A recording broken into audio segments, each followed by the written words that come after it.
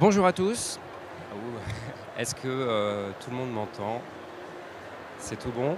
Bonjour et merci d'être là, surtout en cette fin de salon avec toutes ces personnes qu'on entend s'enjailler derrière.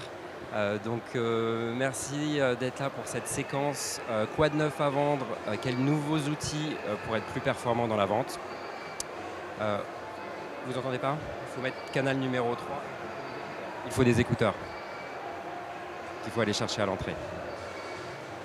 Donc séquence quoi de neuf à vendre, quels nouveaux outils pour être plus performant dans la vente. Donc j'accueille aujourd'hui 6 participants et exposants. Chacun aura 3 minutes pour présenter ces nouveautés et vous aurez 2 minutes pour leur poser des questions. Donc voilà, moi je m'appelle Alexis Ancinas, je fais partie de Away We Go, qui est un collectif de freelance spécialistes du tourisme. Away We Go co-organise cette séquence avec l'IFTM.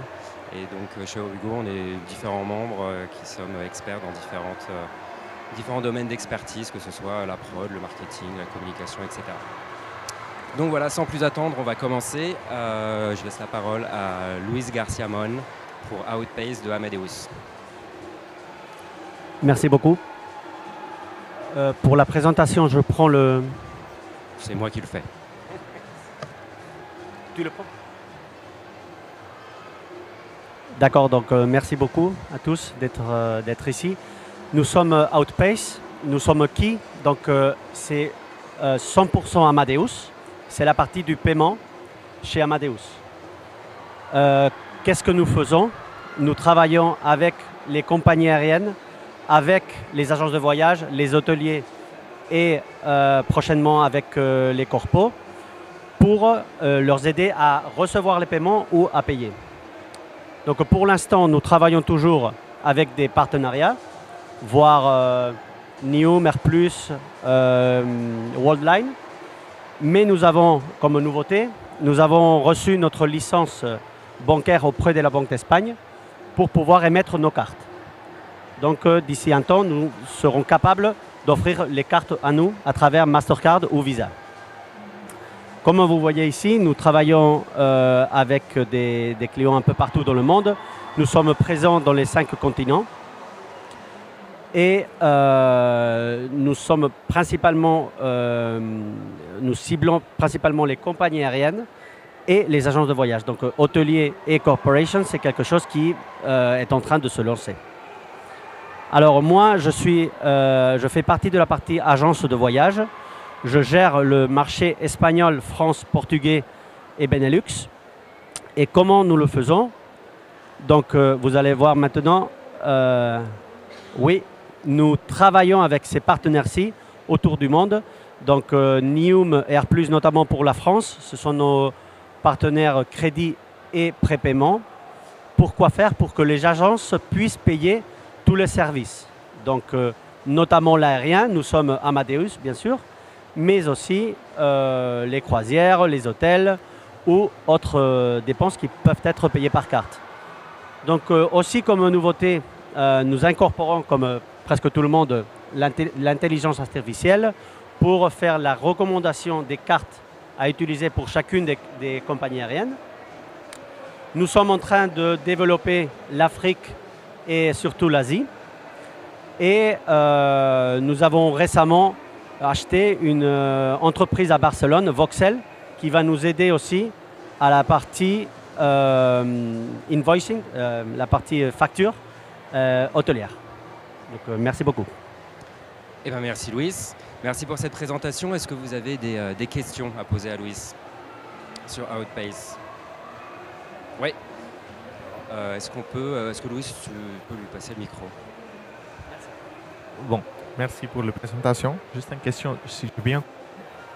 Vous aurez les cartes Amadeus pour Outpace pour que payer pour les voyages et tous les hôtels et tout ce autre. Pas d'autres voyages. C'est dédié à voyage, c'est ça? Merci. Donc nous visons toujours toutes les dépenses qui peuvent être payées par carte. Donc les cartes seront Mastercard ou Visa, ou même e-Visa. et nous les émettrons avec une banque qui sera derrière nous. Nous avons une e-money license, donc ce n'est pas une licence bancaire. Et ça sera pour payer, pour que les agences puissent payer, notamment l'aérien, mais aussi tout autour du monde du voyage. Donc nous avons par exemple les croisières maintenant. En Espagne et en France, nous voyons que nos plus grands clients commencent à payer aussi MSC et les autres navires. Merci. Merci beaucoup. Est-ce qu'il y a d'autres questions pour Louise? Une autre question. Oui, alors. Merci pour votre intervention. Je voudrais savoir, puisque vous avez évoqué l'Afrique, dans quelle partie d'Afrique vous intervenez? Merci. Donc, pour l'instant, nous avons signé avec Wakanao. Donc, c'est une agence en Afrique du Sud. Et je sais que nous sommes en train de développer commercialement, notamment en Afrique du Sud pour commencer, mais on verra le reste des pays qui peuvent suivre. Est-ce qu'il y a d'autres questions? C'est bon, et ben écoute, merci. Merci beaucoup Louise. Et merci pour ces questions super intéressantes. Maintenant, on va passer à la prochaine, Maëlys, que tu vas nous présenter Odyss. Oui. Ça fonctionne. Juste, désolé, avant, pour Outpace, vous pouvez retrouver Louise sur le stand K40. Alors bonjour à tous, je suis Maëlys et cofondatrice d'Odyss avec Alexia. Un peu plus proche. Ok, vous m'entendez bien là? Donc pour vous expliquer un petit peu comment Odyss est né, à l'origine en fait Alexia a créé un réceptif au Mexique qui s'appelle Mexico. Et quand elle l'a créé, en fait, elle a eu une obsession. C'était proposer un produit d'une qualité premium pour les voyageurs tout en travaillant de manière efficace.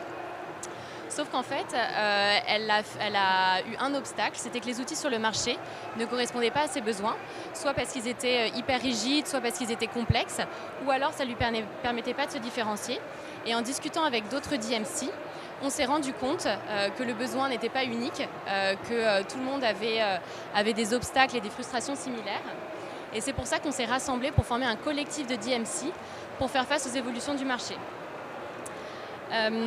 Concrètement, en fait, on a eu une conviction quand on l'a créé, c'était de se dire que les DMC ne peuvent pas continuer à fonctionner comme ils l'ont toujours fait. Il faut qu'ils évoluent, sinon on va être amené à disparaître, soit parce que les marges sont de plus en plus grignotées, ou soit parce que ce sont des petites structures qui ont une faible force de frappe. Et pour nous, pour continuer d'exister, il faut que les DMC s'assemblent et il faut que les DMC soient plus efficaces et se différencient par rapport à ce qui existe actuellement sur le marché.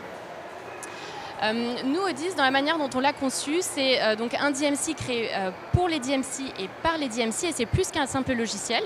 Ça a dû être un levier de croissance, un allié du quotidien, et aussi un outil pour booster la rentabilité. Et en fait, nous, dans notre vision, il faut que maintenant les DMC proposent vraiment un service premium, un service wow, et vraiment utiliser les outils pour être compétitifs dans un marché qui est de plus en plus concurrentiel. Concrètement, Odyss, qu'est-ce que c'est? Donc vous pouvez le voir à l'écran. En fait, on a 4 plateformes différentes. On a une plateforme du coup pour les DMC, j'en parle pas mal, où en fait ils vont pouvoir tout gérer de la partie vente à la partie comptabilité, en passant par les opérations. On va avoir une interface pour les fournisseurs, donc vraiment le dernier maillon de la chaîne. Pour les fournisseurs, on va avoir tout ce qui est gestion des factures, gestion des paiements et surtout le plus important, gestion des réservations. Donc ils peuvent aller sur la plateforme, accepter ou décliner.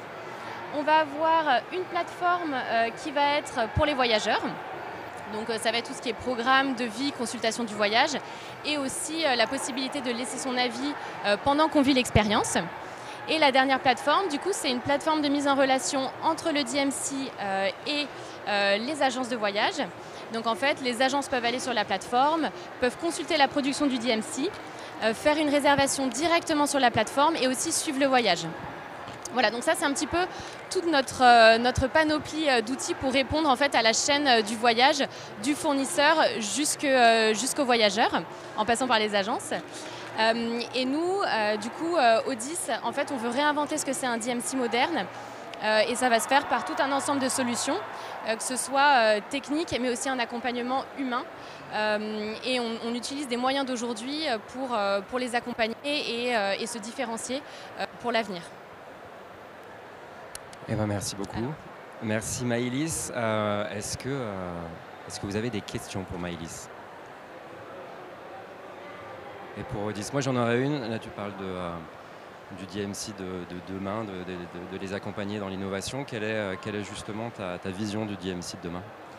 Alors, c'est vrai qu'aujourd'hui, en fait, pour nous, le DMC ne peut pas continuer à perdre du temps sur des choses qui n'ont pas de valeur ajoutée. C'est-à-dire qu'aujourd'hui, il y a énormément de temps qui est perdu à faire des mails de relance pour les fournisseurs, à aller chercher les factures, à faire des demandes de paiement, ce genre de choses. Et en fait, ce n'est pas forcément la valeur qu'on voit pour les DMC. Les DMC, c'est avant tout des artisans de la destination. C'est eux qui connaissent le mieux et qui sont le plus à même de promouvoir. Donc pour nous, le DMC de demain, c'est un DMC qui va davantage se concentrer sur la production, qui va aller chercher la petite pépite, le petit producteur et qui va vraiment permettre de découvrir la destination autrement.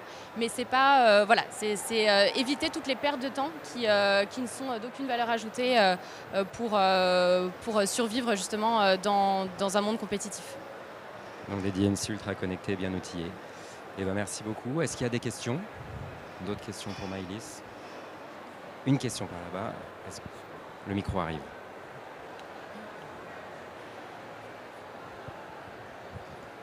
Oui, allô. Merci pour votre brillante intervention. Je voudrais savoir, pour pouvoir évoluer et créer le DMC de demain, est-ce que vous avez fait intervenir l'IA, l'intelligence artificielle, ou quel est le procédé? Tout à fait. En fait, alors l'IA, on en entend beaucoup parler.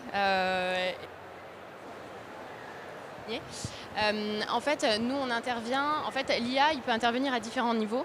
On parle évidemment de création d'itinéraires sur base de la production du DMC. On considère toujours que c'est le DMC qui est l'expert. Mais en fait, on peut faire intervenir l'IA, par exemple, pour adresser un nouveau marché, plutôt que de traduire soi-même 10 000 lignes d'une base de données. On peut faire appel à l'intelligence artificielle pour adresser de nouveaux marchés de cette manière. Pour nous, on va aussi automatiser de nombreuses choses. Les mails qui Ça a coupé ? La main sur l'antenne. Donc voilà, on va aussi automatiser un certain nombre de choses, mais en termes d'intelligence artificielle, ça va être de la partie base de données à tout ce qui est partie création du voyage. Et puis après, on peut aussi imaginer d'autres choses. Ça peut être aussi un chat où finalement un expert en agence qui ne connaît pas très bien une destination, pour sélectionner une destination plutôt qu'une autre, en fait, l'intelligence artificielle sur base de données hyper qualifiées, parce que on parle d'experts locaux, ils vont pouvoir orienter vers une destination plutôt qu'une autre. Enfin, voilà, l'intelligence artificielle, on peut l'utiliser de beaucoup de manières. Pour le moment, on a implémenté certains points que je viens d'évoquer, et l'idée, c'est d'aller jusqu'à is the limit, jusqu'à son maximum. Dans ce cadre, vous imaginez un start-up qui va vous créer un logiciel pour faciliter les choses ou comment? Pardon, je crois que je n'ai pas eu le début de la phrase. Je dis, est-ce que vous allez vous rapprocher d'un start-up qui va essayer de mettre en place un logiciel qui répondra magnifiquement à votre problème? En fait, on est la start-up justement. Ah, ouais. Donc voilà, si vous avez un besoin, n'hésitez pas. Mais oui, en fait, justement, on a intégré tout ça et les solutions qu'on propose, c'est celles que je vous ai présentées avec les 4 plateformes. Donc on fait tout ça déjà de notre côté. Eh ben, merci beaucoup, merci Maëlys. On va maintenant, donc Maëlys, on peut retrouver Odys et Maëlys sur le stand D77, même stand que Mexico. À la place de Julien, je te laisse prendre le micro. Et Julien va nous présenter OneUp et les carnets de voyage. Pas les carnets de voyage, non. Non, des chasses au trésor digital. La chasse au trésor digital. Voilà, des parcours digitaux ludiques. Voilà. Donc l'idée, effectivement, derrière OneUp, c'est de mettre plus de fun dans le tourisme. Et vraiment, ce que nous, on espère, au final, c'est que à la fin, quand quelqu'un voyage, c'est pour découvrir des lieux. C'est pas juste pour rester dans son hôtel, c'est pas juste pour aller au restaurant, mais c'est pour découvrir des territoires et des villes. Et je vais laisser expliquer la vidéo sur ce qu'est un parcours digital. Parcours digitaux ludiques, toujours à votre image. Pas besoin de télécharger une application, Un simple scan de QR code suffit pour participer. Lorsque le QR code est scanné, l'expérience peut commencer. Les parcours sont ludiques, invitant les visiteurs à agir, à observer leur environnement ou encore à résoudre des énigmes. Les parcours peuvent se réaliser en extérieur grâce à la géolocalisation. Ils peuvent également se dérouler en intérieur, dans des musées par exemple, grâce au QR code et à la reconnaissance d'image. Votre lieu est unique. L'expérience de visite l'est également. La plateforme s'adapte à votre charte graphique et à votre histoire. Les vidéos peuvent inclure des images d'archives, des guides touristiques ou des personnes animées. En utilisant les smartphones des visiteurs, vous faites des économies sur la maintenance et sur le matériel. Récoltez les retours de vos visiteurs afin d'améliorer l'expérience en continu. Créez votre parcours en toute autonomie ou faites appel à notre équipe de game designers. Voilà, on passe toujours cette vidéo parce que quand on dit qu'on fait des parcours touristiques, c'est jamais clair. Donc en fait, vraiment l'idée, c'est de proposer un circuit ludique digital sur smartphone, donc en utilisant les smartphones des gens. Et alors, ça peut s'adresser à plein de publics. Au départ, on l'avait vraiment pensé comme un outil, un peu comme le Wix, de la création de découvertes touristiques. Voilà, on se rend compte que finalement, devenir Wix, ça prend du temps, donc la plateforme n'est pas encore très mature, donc on crée beaucoup pour nos clients. Mais je vais vous donner des cas concrets, comme ça vous allez pouvoir vous projeter dans ce qu'on réalise réellement. Donc peut-être que vous entendez à mon accent que je ne suis pas tout à fait français, mais je viens de Belgique. Et en Belgique, on a un très beau bâtiment qui s'appelle l'Atomium, c'est l'équivalent de la Tour Eiffel.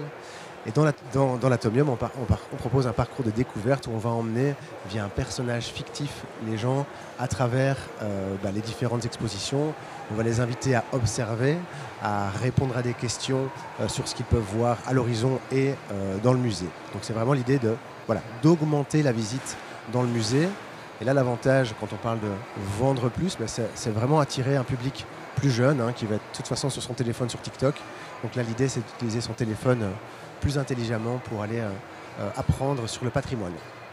On travaille également avec le Parlement européen, parce que je ne sais pas si vous aimez la matière européenne, mais en général, c'est un peu rébarbatif.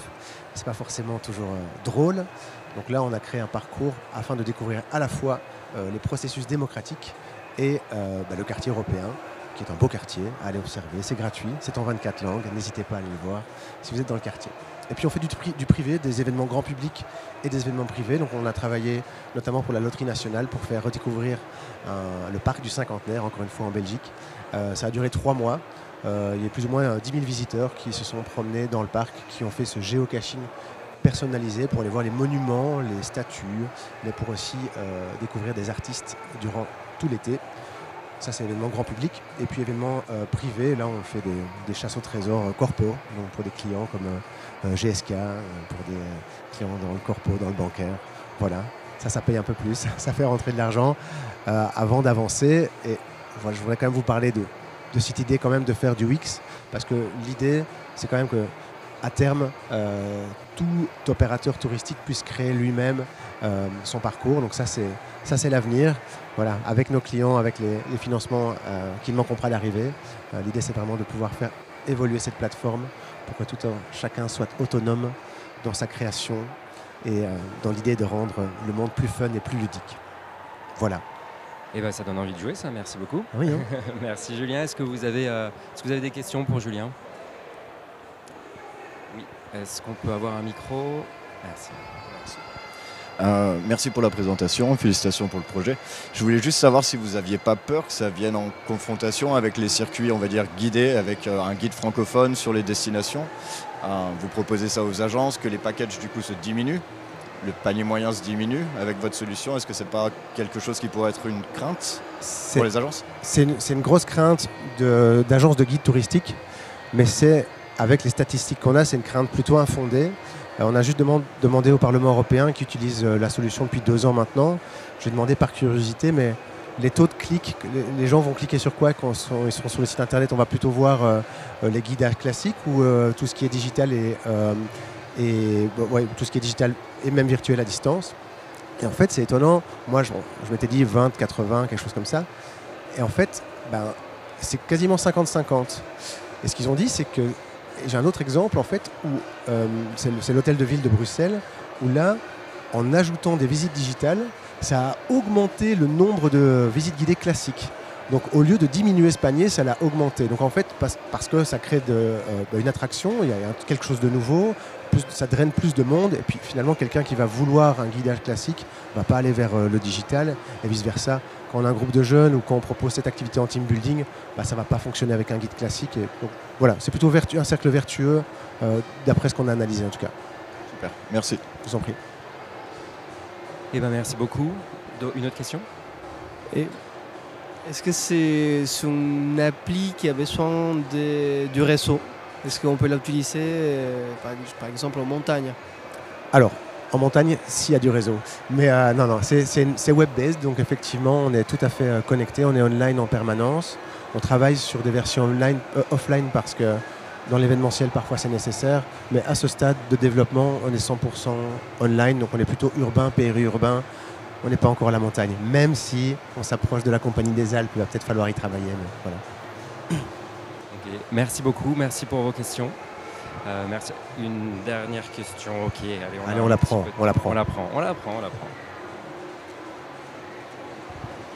Merci. Déjà, félicitations. C'est vraiment intéressant comme une solution qui rend les visites encore plus fun et intéressant. Et pour vos clients, est-ce qu'il y a, à part le fait que ça rajoute un plus pour l'endroit, est-ce qu'il y a aussi possibilité de monétiser ce type de visite? Est-ce que vous avez déjà pensé à d'autres revenue streams pour les clients? Oui, alors en fait ça reste au choix du client. Donc je vous donnais l'exemple de l'Atomium. Eux, ils disent c'est inclus dans le prix de mon ticket, mais ça augmente le nombre de mes visites, donc je suis gagnant. Les parcs de loisirs ou d'attractions avec lesquels on travaille pour l'instant, ils font de l'upsell avec. Ils disent moi là je le vends au groupe corporate pour faire du team building ou au scolaire pour un prix modique, mais ils le vendent quand même. Donc eux font de l'upsell. Moi j'ai pas encore mis en place de solution de monétisation, mais comme il faut être sur place, c'est géolocalisé, ça se prête pas encore. Mais oui, en fait ça c'est ça va être au choix du client. Mais inclure le type de branding dans les visites aussi. C'est ça. Okay. Ça marche aussi. Ok, merci beaucoup. On va passer au prochain intervenant, même s'il y a beaucoup de questions, il faut que chacun puisse avoir la parole. Et prochaine intervenante, Agnès. Merci beaucoup Julien, et vous retrouverez Julien sur le stand OneUp juste là. Bonjour à tous, moi je suis venu pour vous présenter Cube. Excusez-moi, non. Cube, on est une plateforme qui connecte les producteurs de voyage. Donc les producteurs de voyage, c'est pour nous les réceptifs et les tours opérateurs. On est nous-mêmes réceptifs en Asie du Sud-Est à l'origine et un peu comme Maëlys mais avec d'autres constats. On est parti de nos propres problématiques. La première, c'était sur l'approvisionnement hôtelier. Dans nos destinations, c'est de plus en plus difficile de signer un contrat statique avec les hôtels. Ils nous envoient bouler pour être direct. 2, on a des clients, tour opérateurs et agences qui vont réserver de plus en plus chez des grossistes. Expedia, Hotel Beds, on ne va pas tous les citer, mais c'est ce que j'appelle les grossistes. 3, je perds l'hébergement du dossier. L'hébergement dans mes destis, c'est entre 20 et 80% d'un dossier. Donc c'est entre 20 et 80% de ma marge qui disparaît. Et donc pour récupérer ça, on a décidé avec Cube de se connecter au Channel Manager hôtelier. Les Channel Managers, c'est l'outil techno qui nous permet de récupérer le stock, l'inventaire en ligne des hôtels avec nos propres tarifs. Donc on peut connecter un tarif net, qui est notre tarif contrat, mais on a le stock live et donc la confirmation instantanée. Donc ce qui nous permet, pas sur tous les dossiers, pas sur tous les hôtels, mais quand c'est possible de récupérer la partie hôtelière dans le dossier et de confirmer plus rapidement à nos clients, tour opérateurs et agences. L'autre pendant de Cube sur la connexion, c'est la distribution. Donc Cube permet aux réceptifs de distribuer leur offre d'hôtel, transfert, activité, programme. Une activité chez nous, c'est quelques heures. Un programme, ça commence sur un full day jusqu'à 50 jours, 49 nuits, si vous voulez. Donc de distribuer vos produits terrestres et hôtels de différentes manières pour s'adapter à ce qui existe déjà, via nos propres outils, la marketplace. La marketplace, c'est de la réservation sèche. Je prends un transfert in, un transfert out, 2 nuits d'hôtel et une journée d'activité. je réserve sur Cube. Le trip designer, Cube Trip ici, le trip designer il permet de packager. Donc je suis tour opérateur, je vais construire un 8 jours 7 nuits et je vais donc aller packager l'offre de mes réceptifs. On propose uniquement de l'offre de réceptifs, pas de grossistes. On a également développé des fonctionnalités sur la co-construction. Des trip builders, il y en existe plein sur le marché, vous pouvez les rencontrer aujourd'hui sur le salon. Ils proposent aux tour opérateurs en général un énorme volume de produits, mais aucune expertise. Donc j'ai plein de produits, mais je ne sais pas quoi en faire. Et là, l'objectif, c'était via la plateforme de transmettre l'expertise du réceptif et donc d'accompagner le Théo dans la construction de son itinéraire. Et la dernière façon qu'on a de distribuer, et je m'arrêterai là, c'est via des connexions API sur des outils existants. Donc je viens de vous le dire, il existe déjà sur le marché des trip builders. Vous avez Facilitatrip ici qui a un stand sur le marché français par exemple. Et donc les clients qui utilisent Facilitatrip, ils ne viendront pas chez moi réserver. C'est sûr, ils ont déjà leur outil. Donc c'est moi qui vais leur pousser le contenu de mes réceptifs directement dans l'outil qu'ils utilisent déjà pour qu'ils puissent réserver l'offre dans leur environnement de travail existant. Autre exemple, Voyageurs du Monde, qui est un tour opérateur français équipé de son propre système qu'ils ont développé en interne. De la même manière, ils ne viendront jamais chez moi réserver. Donc je leur pousse le contenu hôtelier uniquement, en tout cas aujourd'hui, directement dans leur outil Galaxy. Donc voilà, c'est complémentaire à des outils opérationnels. Ça permet d'avoir un approvisionnement hôtelier connecté et une distribution connectée aussi. Et de nouveau en s'appuyant sur la force de ne pas être seul en tant que réceptif, on n'est pas grand-chose, mais en un esprit communautaire. Aujourd'hui, il y a 18 réceptifs sur la plateforme. Il y a 400 Théo qui ont un compte en direct sur les outils. Donc on estime qu'ensemble, on va pouvoir aller plus loin que chacun de notre côté. Voilà, merci beaucoup. Merci beaucoup Agnès. Merci. Est-ce que vous avez des questions pour Agnès? Une question. Agnès, est-ce qu'on peut considérer que Coupe, c'est... Ah, une question sur la droite. Est-ce qu'on peut avoir le micro? Bonjour, j'avais juste une petite question. Je discutais tout à l'heure avec un de vos réceptifs présents sur votre plateforme. Est-ce que vous avez intégré la partie guide ou pas? Alors, chez nous, les guides, c'est des options. Et donc, vous allez prendre un full day city trip à Bangkok et le réceptif vous a mis à disposition l'option guide allemand, anglophone, néerlandophone, hispanophone, peu importe la langue. Donc on gère ça comme des options qui sont accolées à un produit activité en général. Ok, merci beaucoup. Merci pour ces clarifications et merci beaucoup Agnès. Donc vous pouvez retrouver Agnès sur le stand F80, le stand Cube. Et maintenant, je vais laisser la place à Magali pour Loupi, qui va nous parler des carnets de voyage. Bonjour. Alors moi, je vais vous parler de Loupi, qui est un ensemble de solutions digitales qui répondent aux besoins des professionnels du tourisme. C'est pour ça qu'on parle d'écosystème numérique. Et au sein de cet écosystème numérique, on a le générateur de carnet de voyage. Donc ce générateur de carnet de voyage, il permet de créer des documents de voyage qui sont à la fois attractifs parce que très visuels et engageants parce que immersifs et interactifs. Donc ce document, on peut le partager en deux parties. Il y a une partie qui est générée automatiquement. Donc ce sont des pages qui ressemblent sensiblement à ça et qui se basent sur vos données de voyage. Ce sont des pages qui sont interactives parce qu'il y a des liens de redirection et des QR codes qui renvoient vers l'application Loupi. Donc au moment du voyage, l'application Loupi, elle joue un véritable rôle de plus-value pour le voyageur parce qu'elle peut par exemple proposer le guidage pas à pas jusqu'à la prochaine étape ou suggérer des points d'intérêt qui sont à proximité du voyageur.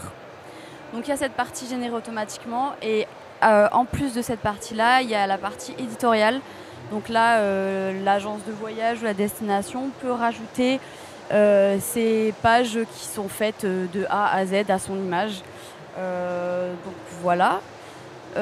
comment ça fonctionne? Rapidement, il y a d'abord l'importation, donc on importe vos données de production à partir de votre back-office ou de vos données de production, on les met sur le back-office Loopy. Après cette importation, donc, il y a la génération automatique des pages qui se fait en quelques clics, donc les pages qui sont interactives. Et ensuite, il y a la personnalisation, donc avec l'ajout de pages éditoriales. On peut aussi modifier l'ordre des pages du carnet de voyage. On peut adapter à la charte graphique en modifiant le logo et les couleurs du carnet de voyage pour qu'il soit vraiment à votre image.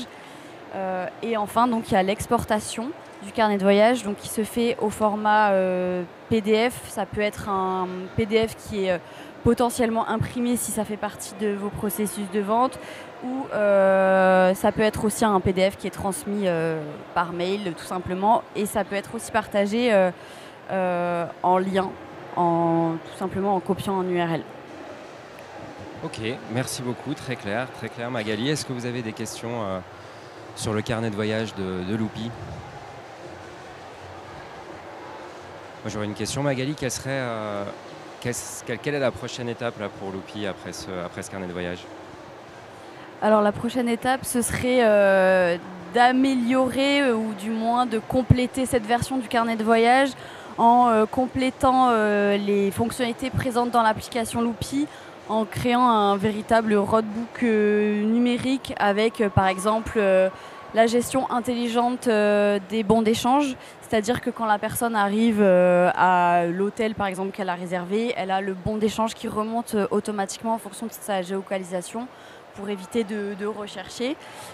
Et aussi la récolte d'avis en continu, c'est-à-dire que dès qu'une personne quitte un point d'intérêt, un hébergement, quelque chose comme ça, il y a un pop-up qui lui est proposé pour donner son avis rapidement. Comme ça permet d'avoir des récoltes d'avis en continu tout au long du voyage. Ok, très clair. Est-ce que vous avez d'autres questions pour Magali? Eh bien, on va passer à notre dernière intervenante.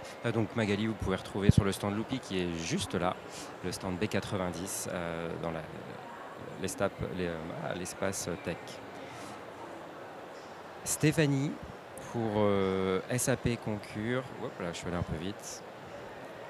Je te laisse la parole. Bonjour à tous, donc je suis là aujourd'hui pour vous parler de New Concur Travel, qui est la nouvelle plateforme de réservation de voyages de chez SAP Concur. Mais déjà en quelques mots, SAP Concur, qui nous sommes? Tout simplement, on est une entreprise qui est spécialisée dans les éditions de logiciels de réservation de voyages, déplacements professionnels et également de notes de frais. On est une entreprise qui a plus de 30 ans d'existence, on a été racheté par SAP il y a 10 ans maintenant. Et SAP Concur, c'est 55 000 clients à travers 150 pays dans le monde et environ 85 millions d'utilisateurs aujourd'hui. Donc aujourd'hui, New Concur Travel, c'est quoi? Eh bien, c'est la refonte totale de la plateforme de réservation de voyages d'affaires. Cette plateforme, cette refonte a eu lieu, elle a été faite par plus de 200 développeurs qui ont travaillé donc sur cette plateforme pour offrir tout un tas de nouveautés, et notamment les dernières nouveautés qui ont été intégrées. C'est dans un premier temps l'intelligence artificielle.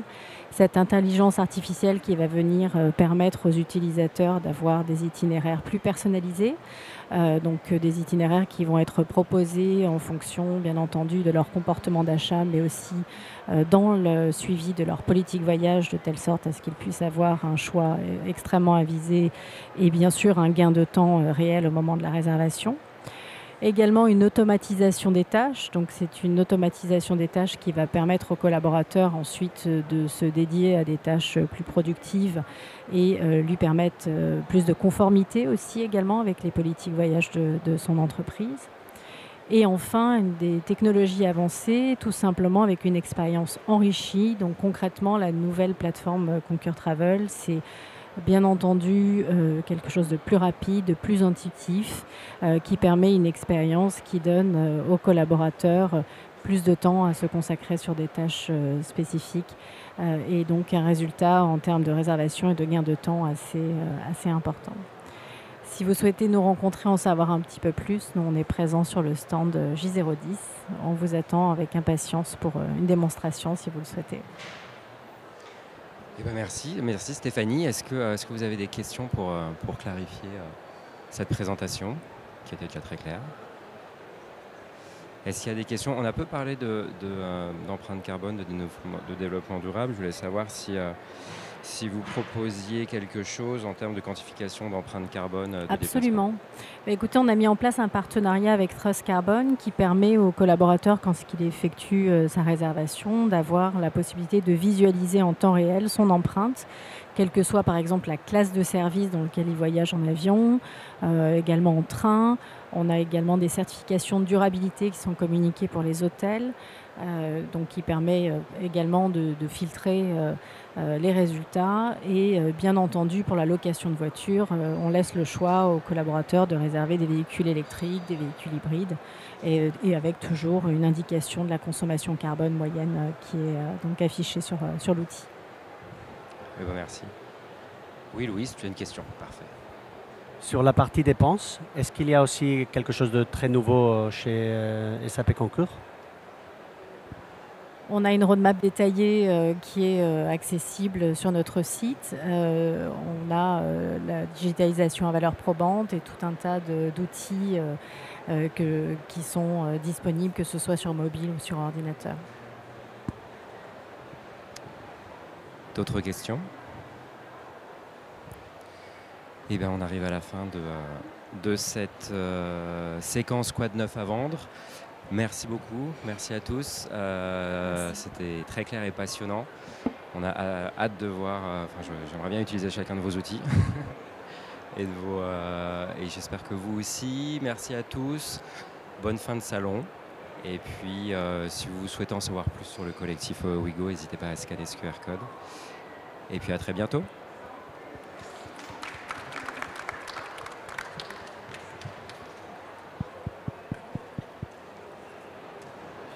J'ai vu à l'attaque